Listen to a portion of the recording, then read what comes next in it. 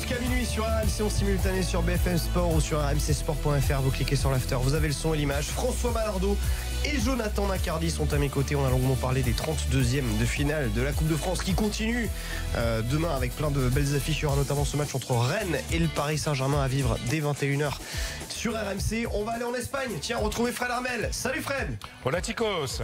Ciao mon Fredo. Salut Fred. Feliz año nuevo. Bah oui, feliz año à mon ami François Malardo que je n'ai pas encore eu l'occasion d'avoir à l'antenne. Et puis je vais te dire que je suis particulièrement content que tu sois là ce soir. Merci mon Fredo. Moi, je suis content de t'écouter. Non, mais parce que toi, t'as bossé dans les instances, tout ça, donc tu comprends comment fonctionne le fair play financier. Ouais. Donc on va quand même expliquer ce soir pourquoi le Barça n'aura aucun problème sur le sujet qu'on va évoquer tout de suite, l'arrivée de Coutinho. Alors justement, transfert aujourd'hui officialisé par le Barça de Coutinho, le Brésilien de Liverpool, donc au Barça, pour 160 millions d'euros. Dis-nous en plus, Fred. Alors c'est 120 plus 40 millions en objectif, suivant les, bon, comme toujours avec les titres, les buts, enfin tout ce que vous voulez, quoi. Il y a plein de petites clauses à ce niveau-là. Il va signer dans les prochaines heures pour 5 ans avec le Barça. Il sera présenté lundi au Camp Nou, à la presse et au public. Donc voilà, du classique. C'est un beaucoup quand même. Hein. Faut quand même reconnaître que les dirigeants du Barça qui avaient eu du mal l'été dernier, hein, départ de Neymar, ils avaient vraiment essayé de faire Coutinho. Coutinho, rappelez-vous, avait essayé de se rebeller contre Liverpool. Liverpool avait bien tenu le coup. Et là, bon, face au désir absolu du joueur de rejoindre le Grand Barça, voilà, et puis face à l'argent qui était proposé aussi, et ben il est de nouveau, il est devenu joueur du Barça. Alors il ne pourra pas jouer avec des champions, bien entendu, puisqu'il a disputé avec Liverpool, mais c'est une excellente recrue. Et voilà, on aura l'occasion d'en discuter, mais voilà. C'est pas forcément une bonne nouvelle pour Dembélé, même si le Barça a mis beaucoup d'argent sur Dembélé, même s'il faudra qu'il joue. Bah, je pense que voilà, Coutinho est un joueur de 27 ans qui est prêt pour le service tout de suite. Voilà, donc ça va être voilà, c'est de nouveau c'est un autre obstacle pour Ousmane Dembélé. Alors vous allez me dire, vous savez, tout le monde dit oui, mais il va remplacer Iniesta. Alors je peux vous dire que le mec qui va remplacer Iniesta cette saison, il est pas né parce que les mecs voient pas les matchs. Et puis Coutinho a beaucoup joué à gauche. Cette année à Liverpool, hein, très offensif, quoi. Donc oui, il peut faire une concurrence énorme à Dembélé. Puis aussi parce que dans un système, même avec Coutinho au milieu, ça veut dire que il peut jouer dans l'axe aussi. Oui, il peut jouer dans l'axe. Non, mais s'il joue au milieu, dans le milieu à 4, ça veut dire que l'entraîneur Valverde continue avec son 4-4-2. Et devant, c'est Messi et Suarez. Donc ça va pas être évident pour Dembélé. Enfin, on aura l'occasion d'en discuter. Mais comme tu l'as dit, Fred, Dembélé, de toute manière, c'est pas cette saison-là qu'on pourra le juger. Voilà. Donc il y a pas de, je vois pas où est le problème là-dessus, quoi. Voilà, donc il faut. Mais bon, voilà, ça veut dire que le chemin va être encore un petit peu plus long pour Dembélé. Non, très belle recrue pour. Après, on ne sait jamais comment ça peut marcher. Hein. Le football anglais, c'est pas le football espagnol. Mais bon, il y a un. Tu le vois jouer où dans le système de Valverde? On ne sait pas parce que le système a changé. Est-ce qu'il peut jouer en 4-4-2 sur un côté avec Iniesta d'un côté, et lui, même si c'est pas son poste, jouer d'un autre côté? Oui, et puis Busquets, Rakitic dans l'axe. Ils peuvent jouer dans un 4-4-2 en losange avec Iniesta toujours en relayeur et puis avec en pointeau de Coutinho et devant Messi Suarez. Ça offre plein de possibilités. Ça offre plein de possibilités. C'était le profil qui leur manquait. Voilà, exactement. Donc c'est une très bonne nouvelle pour le Barça. Et puis voilà, moi j'ai vu des trucs hallucinants sur les réseaux sociaux, des gens qui m'ont écrit en disant fair play financier, tout ça. Mais non, mais on va expliquer une chose. Alors, vraiment, je vous demande de me croire parce que c'est quand même pas si compliqué à comprendre. On te croit toujours, Fred. Le Barça avait un risque de problème avec le fair play financier pour une seule raison. Pour le pourcentage, pour le montant des salaires par rapport la masse salariale. Pour la masse salariale par rapport au budget total du club. Ils ont réglé ce problème. Au revenu, plus précisément. Par rapport au budget, oui, par rapport au revenu, par rapport au budget. Le budget, il est basé sur les revenus, donc voilà. Enfin bref, c'est-à-dire que tu as un budget et ta masse salariale, je crois qu'elle ne doit pas dépasser 60% de ton budget total. Le Barça était à la limite, sauf que cet été, je pense que vous avez su peut-être qu'il y a un mec qui leur coûtait plus de 40 millions, parce qu'en Espagne, c'est quand tu payes 20, en net, c'est 20 en brut, hein, donc ils ont délesté 40 millions avec le départ de Neymar. Donc ils sont revenus dans les clous Ils sont plus à la limite au niveau du fair play financier. Et pour ce qui est du fair play financier, de l'argent qui est dépensé, le Barça ne peut pas. C'est impossible qu'il soit en dehors des clous pour une raison très simple. C'est que les statuts même du Barça l'empêchent. Puisque le Barça est une association loi 1901, un but lucratif, qui n'a pas de propriétaires, plutôt des propriétaires qui sont des socios, des membres associés qui payent leurs cotisations tous les ans, et il n'y a pas d'actionnaires. Donc, il n'y a personne, de par les statuts du Barça même, c'est pareil pour le Real, c'est pareil pour l'Athletic Bilbao, personne ne peut amener de l'argent. Il n'y a pas d'actionnaire qui peut amener de l'argent parce qu'il n'y a pas d'actionnaire. Donc le Barça comme le Real et Bilbao sont contraints de créer eux-mêmes leur argent. Donc ils ne peuvent pas dépenser de l'argent qu'ils n'ont pas puisque le créent eux-mêmes. Voilà, donc j'espère que j'ai été clair. Donc le seul problème que peut avoir le Barça au niveau du fair play financier, c'était la masse salariale. Et là, le départ de Neymar a empêché toute complication à ce niveau-là. Et j'espère que vous allez me confirmer, notamment mon ami François qui connaît ça. François. Ce que demande l'UEFA depuis pas mal de saisons, et il faut rappeler une chose, c'est que l'UEFA, le fair play financier, elle l'a pas inventé tout seul, c'est qu'elle a invité les grands clubs européens, dont Barcelone, à se réunir autour d'une table pour que les clubs eux-mêmes édictent les règles de ce fair play financier. Donc ils les ont validées, ok, mais ils les ont aussi préparées, rédigées en quelque sorte avec l'accord de l'UEFA.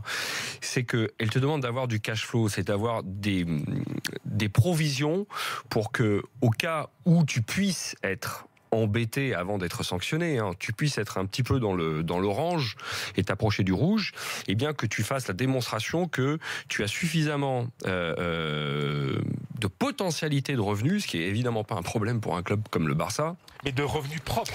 C'est-à-dire pas qui n'arrive pas à évidemment, on parle de revenus propres. Non, on parle évidemment de revenus propres. Le marketing, tout ça, voilà. Oui, on parle évidemment de revenus propres. Et à ce moment-là, une fois qu'un club en Europe fait la démonstration à l'UEFA qu'il a ce cash flow, il repasse dans le vert. Voilà. Donc c'est pour ça. Et donc le Barça n'aura aucun Vite problème. résumé. Et le Barça, si le Barça veut encore claquer 100 millions au mois de janvier, il le peut puisqu'il a les revenus, puisqu'il les génère ces revenus. Le problème du fair play financier, ce sont pour les clubs qui ne génèrent pas de revenus et dont le revenu arrive comme par hasard d'un coup un actionnaire qui met l'argent sur la table. Par du sponsoring artificiellement. Artificiellement, bien sûr. Dans le cas du PSG, c'est l'Office du tourisme qatari pour sponsoriser le maillot du Paris, enfin sponsoriser le PSG. Voilà, exactement. Donc j'espère qu'on va arrêter. Parce que là, on avait une question de conflit d'intérêts. Exactement.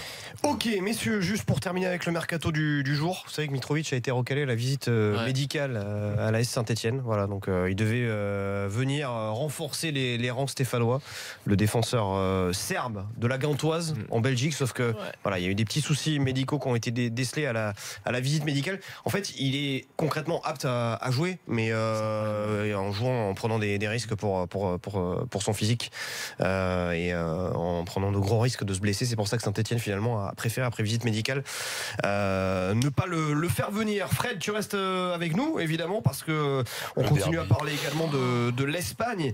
Ce match ce soir, derby complètement fou entre le FC Séville et le Betis Séville à Sanchez-Pizjuán. 5-3 pour le Betis, on s'est régalé. À l'extérieur. Jamais dans l'histoire d'un derby au Sanchez-Pizjuán, le Betis n'avait marqué 5 buts. Vous imaginez la claque pour Montella qui vient d'arriver. Fred, je peux te couper juste un instant. Quand tu dis jamais, il faut rappeler que c'est un des plus vieux derbys de l'histoire du foot. Le premier derby, c'est 1909. Et c'est le plus beau d'Espagne. C'est le plus beau d'Espagne pour une raison très simple, c'est que tu y vas souvent, François. C'est l'Andalousie, tout est exagéré, tout est plus rigolo, tout est plus coloré, tout est plus excessif en Andalousie. Donc mais c'était un match à l'image de ces gens, quoi. C'était extraordinaire. C'est-à-dire que ça pouvait terminer 5-3 et ça finit 3-5. Voilà, c'est un match hors contexte entre un Séville qui est quand même qualifié pour les huitièmes de finale de Ligue des Champions et un Betis qui est pas très en forme et qui avant ce match était 14e de la Liga. Ouais, sauf qu'un derby ça se sort du contexte. Et vous savez, moi je la ramène souvent avec ma Liga Española et tout, mais il y a une qualité première de ce championnat, c'est que les affiches, 90% du temps, elles tiennent leurs promesses. Vous regardez, vous regardez les matchs, et là c'était une affiche, et là tenu ses promesses, c'est parti dans tous les sens. Voilà, l'anglais et Corchia ont passé l'anglais qui a d'ailleurs marqué un des buts de Séville, oui. Ouais, il a marqué, l'anglais et Corchia, pour parler de français, ont eu une soirée un peu compliquée. Nzonzi, qui était récupéré pour la cause par Montella, alors qu'il allait partir, est loin de son niveau. il y a du boulot, quoi. Donc, mais c'était un super match, quoi. Donc moi j'adore ce genre de rencontre. Nzonzi, il est un peu en baisse de forme, mais je trouve toujours que quand Séville mène, tu le vois plus, mais quand Séville doit rattraper le retard, il n'accélère pas le jeu. Ce qui était surtout flagrant, c'est qu'ils ont changé d'entraîneur dans les circonstances qu'on connaît. Mais là, j'ai vu la même composition d'équipe, j'ai vu exactement les mêmes changements, la même tactique, j'ai vu exactement la même chose. Et je vois pas quel était l'intérêt de faire venir Vincenzo Montella, que j'aime beaucoup comme entraîneur. Mais j'ai l'impression qu'il va falloir lui laisser quand même un petit peu beaucoup de temps. Enfin, un petit peu beaucoup, c'est bizarre comme phrase. Il va falloir laisser du temps. Il est arrivé à 3 jours. Mais il y a quand même du boulot. L'équipe a pas gagné depuis c'est quand début décembre la dernière victoire, la 14e journée, c'est ça. Mais après ils sont quand même en 8e de finale avec des champions, ils sont quand même c'est une équipe 4e, maintenant ils sont 5e du championnat. Voilà, c'est une équipe avec des joueurs de qualité. Quand tu regardes, il y a de la qualité à toutes les lignes, hein, derrière, au milieu, Banega, devant. Didier Deschamps, coucou. Comment marqué, hein. Mais c'est une équipe qui est en manque de confiance totale. T'as l'impression que les joueurs sont tous perdus. Ils étaient perdus avec Berizzo sur la fin, ils sont toujours perdus sous Montella maintenant. Il va falloir quand même un petit peu de temps pour que ça s'arrange. Tu parlais des circonstances spéciales, vous vous rappelez, c'est que Berizzo a été opéré d'un cancer de la prostate et que 10 jours après il a été viré, quoi. Donc le timing n'était pas très classe de la part des dirigeants de Séville. Donc Montella il va devoir aussi, alors que c'est pas de sa faute, quoi, dépasser le contexte en disant il vient faire quoi cet intrus, alors que voilà. C'est un peu ça, ouais. Berizzo c'était un mec qui était très aimé ici, donc non, il y a un gros chantier pour le. Et dans le vestiaire, les joueurs le suivaient, hein. Oui, alors pas tous, hein, parce mais il y avait quand même les cadres, entre guillemets, le suivaient. Bon, après, les joueurs, Berizzo est parti, ils essaient de jouer, ils auraient pu gagner ce soir. Parce que, en fait, le Séville a mieux joué, Séville a eu beaucoup plus d'occasions. Mais le Betis en contre a été fabuleux, quoi. Donc, et Sergio Rico, le gardien, montre petite baisse, hein, le gardien de Séville. Qui a été extrêmement maladroit dans ses gestes défensifs aussi, j'ai trouvé. Mais offensivement, le Danois était très bon. Offensivement, oui, bien sûr, mais défensivement, je trouve vraiment ce soir, j'ai trouvé particulièrement à la limite. Tiens, Fred, un petit mot également de Valence-Gérone, les Valencians qui s'imposent 2-1, notamment Gonzalo Guedes a pas été mauvais. Non, il était bon, et on se souvient qu'il a été blessé, donc il revenait. Voilà, Valence est là, hein. Valence va se battre jusqu'au bout, c'est une belle équipe. Marcelino, lui aussi, il revenait après un grave accident de voiture pendant les fêtes de Noël, donc voilà, on était quand même content, tout le monde était content de le revoir sur le banc. Puis un petit mot. Je ferai mon avis tranché sur lui lundi, hein. Diego Costa. Voilà. Diego Costa, l'Atlético, qui a gagné 2-0 aujourd'hui face à Retafe. L'Atlético qui est 2e de la Liga, à 6 points du Barça qui va jouer demain contre Levante au Camp Nou. Et Diego Costa. Alors si on se demandait si Costa était toujours le même, la réponse est oui, hein. Alors je ne sais pas si vous avez vu ce match. Lequel oui. Le match de l'Atlético contre Diego Costa. Il met un coup de coude, il prend un adversaire, on voit comment il se bat tout le temps, il prend un jaune, il met un but, et après il va célébrer le but dans les tribunes avec les supporters, donc logiquement il prend un jaune et il est expulsé. C'est tout Costa. L'ange et le démon, voilà. Et je peux vous dire qu'il va faire un bien fabuleux à cette équipe de l'Atlético. C'est surtout l'entente avec Griezmann qui est pas mal. Mais on sent déjà que c'est naturel entre eux. Parce que Griezmann, il a besoin de quoi? Il a besoin d'un mec devant qui se batte entre les deux défenseurs centraux, qui fixe les défenseurs. Et puis après, t'as Griezmann qui arrive comme une fleur pour pouvoir marquer ou construire le jeu, quoi. Non, mais c'est vraiment dommage, j'insiste, que l'Atlético soit pas en Ligue des Champions, parce qu'avec Vitolo ce que Costa permet à Griezmann, surtout, c'est de prendre les espaces entre les deux centraux et le numéro 6, et c'est là où il est le meilleur, Griezmann. C'est quand il arrive à se positionner comme ça, être un peu fuyant, difficile à marquer, et Costa surtout, il pèse tellement sur les deux centraux. Costa fait le boulot que n'aime pas faire Griezmann, c'est-à-dire être tout seul en pointe et de se battre avec les défenseurs centraux, voilà, c'est tout. Et là, ça, c'est vrai que pour ça, c'est une liberté fabuleuse pour Griezmann. Donc on sait que Griezmann va quitter l'Atlético au mois de juin, mais il va passer que 5 mois de plaisir avec ce grand joueur qui est Diego Costa, avec un esprit compliqué, voilà, parce que Costa t'achète tout, hein. T'achètes le super joueur, mais t'achètes celui aussi qui se prend des cartons rouges parce qu'il est comme ça, il peut pas s'empêcher. Dis-moi, à propos de Mercato et de l'Atlético, du coup, notre ami Vitolo, puisqu'on parlait de Séville juste avant, et puis notre ami français Gamero, ils peuvent espérer quoi là dans les mois à venir? Ah bah Vitolo va jouer. Oui, mais il joue, mais on parle de Costa, on parle de Griezmann. Ouais, mais Gamero, non, mais Vitolo va jouer, c'est sûr. Gamero jouera. Moi, je pense que l'avenir. Aujourd'hui, le mec qui est sur la sellette, c'est plutôt Carrasco. Je parle de transfert, moi. Hein. Ouais, non. Il y a Gaëtan qui essaie de retourner à Boca aussi. Voilà. Et t'as Vieto qui a été transféré il y a 2 jours à Valence. Gamero va se battre. Donc il va se battre pour rester. Donc toi, tu Ça, veux rester, d'accord. moi, Mais j'aimerais ça lui bien laisse du qu'il reste, chance. parce que c'est- Jeto il a- parti, Gaëtan qui essaie de retourner en Argentine, ça Et lui laisse quand Carrasco même qui, dans avec la son attitude, rotation. je suis pas sûr qu'il reste très longtemps, parce que je pense qu'à un certain moment, il va énerver l'ami Simeone. Donc finalement, il y a peut-être une petite fenêtre, une petite chance qu'il reste ici, Kevin Gamero. Merci Fred Armel. Ah bah on a tout dit là. Très bonne soirée Salut, à toi. Fred. Belle page. Effectivement, Allez, une belle à page lundi, hein. espagnole.